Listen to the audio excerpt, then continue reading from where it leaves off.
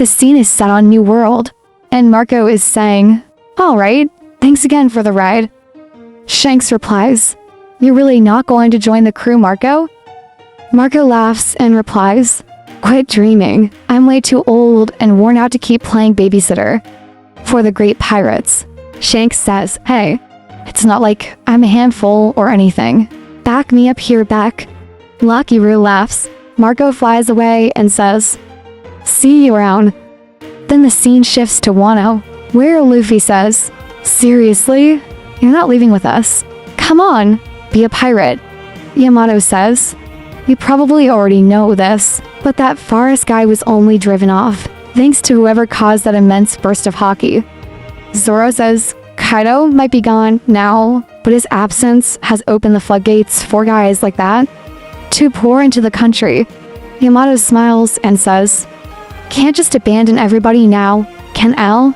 Besides, I doubt either of us would enjoy our adventures if we were always worrying about Wano. But man, I still really want to be one of you. To be a real crewmate." Luffy says, "I guess you've got a point. It would be a load off my mind. Okay, I'll leave Momo and the others to you." Yamato replies, "Alright," Zoro says. "Careful, Yamato. Momo has a lot of pride. Don't wound it." Yamato says, "I know. I'll find another reason for me to stay." Then Marco enters and says, "Straw Hat, there's a ship nearby that will give me a lift, so I'll be heading off first." As Luffy sees Marco, he says, "Marco, you're leaving already?" Marco says, "Yeah." Luffy says, "You saved me back in the Summit War, right? I never got to say thanks." Marco says, "Back then, we all seemed so ready to spring into action. Makes you wonder why, doesn't it, Jinbei?" Jinbei laughs and says, "That was a while ago." "Who could say?" Marco says. "I'm sure Ace would be proud to see how far you've come."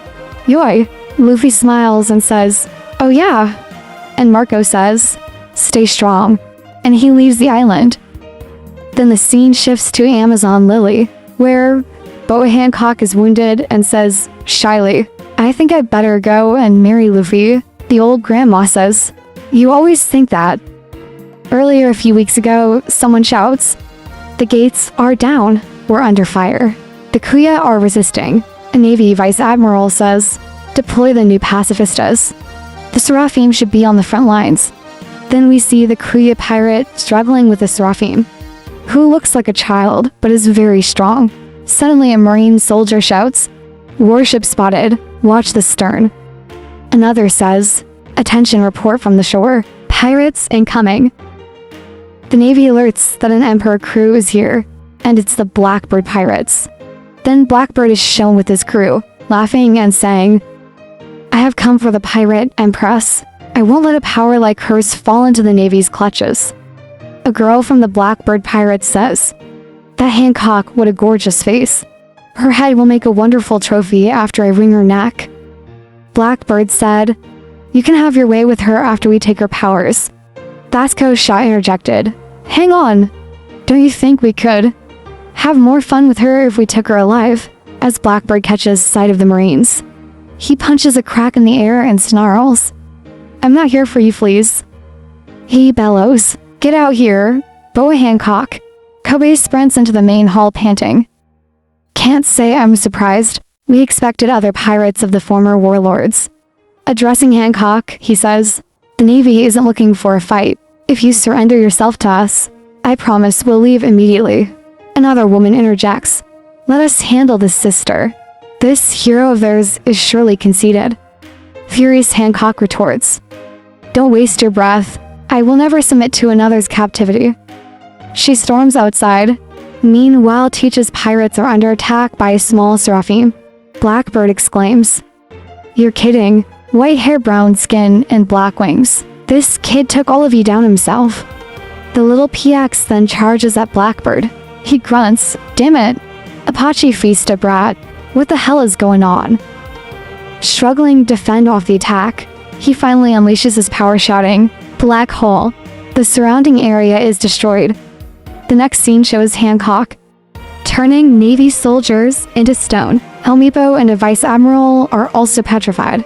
Kobe shouts to the Pachifista, "Hey, Pachifista, stop that. You'll smash the people who have been turned to stone. Stop right now." That's an order. As Hancock readies her attack named Perfume, Blackbird suddenly appears and snatches her by the neck. Laughing, I see they don't call you Empress for nothing. Most of the morons on my crew are petrified. You sure got us good. Kobe thinks frantically. What do I do? Everybody's been turned to stone. Blackbird sneers. I've had my eyes on your power for quite a while. Hancock's voice boomed through the room. My beauty is what makes this power formidable.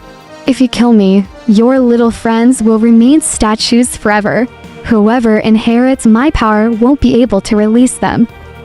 Kobe thought to himself, I knew it, Boa Hancock is far trickier than anyone expected. Blackbird turned to Kobe and said, Seems like we're at a bit of an impasse. Doesn't it, hero? You did me a favor at Rocky Port. That made it possible for me to oust Choku and become the boss of Pirate Island. If I unhand the woman, do you reckon she would play nice and change everyone back to normal? Kobe replied cautiously. It'd be a headache for me if she didn't restore the Marines. Hancock spoke up. I will do it, if you to get off my island. Blackbird remained skeptical. You know, I just don't buy it. The way I see it, if I let go, you would just turn us to stone, right? I honestly don't think any man can resist your charms. This is a real head scratcher, but I guess I gotta kill you. Kobe shouted, Please wait. Don't throw all those lives away. Suddenly a voice was heard. I knew that Navy would lay siege to the island, but I didn't think the terrain here would get this devastated. Sorry, I am Lay Hancock. Blackbird was shocked. Dark King Rayleigh the Dark King, appeared before them and said, Whitebeard's old apprentice. I know it's immature to admit this, but I really don't like you. Hancock exclaimed, Rayleigh. Kobe was also stunned. What? The Silver's Rayleigh? Even the Blackbird pirates were shocked. Rayleigh took control. Hancock released everybody that has been turned to stone. I will ensure this de-escalates without issue. Then the invaders will leave the island. I won't allow any funny business. The scene shifted to the present day. Shakuyaku spoke. I am so glad you managed to survive that. It's thanks to you, Rayleigh. Progress sometimes causes new problems. Even the Cam Belt isn't safe anymore. With Vegapunks, sea stone paddle ships out there, the old woman added. Between the Navy's new weapons and Blackbeard's rival, I thought we were done for. Rayleigh explained. To be frank, we got lucky. Circumstances allowed me to resolve things with my reputation. I've gotten old. I'm pretty certain I wouldn't win a head-on fight against Blackbird these days. Hancock looked confused and said, From the sounds of it, the Navy is looking to replace the 7 warlords with those new weapons. The other girl chimed in. Even after everything, those 2 didn't have a single scratch on them. It was bizarre. One of them looked just like Big Sis did when she was a kid. The scene shifted to the ship on the river and someone said, Yes, we will be docking at Egghead Port soon regarding the kidnapping of Captain Kobe. News spread across the world. Captain Kobe, the hero of the Rocky Port incident, has been abducted by one of the 4 Emperors Blackbird. His current status is unknown, and the chapter ends.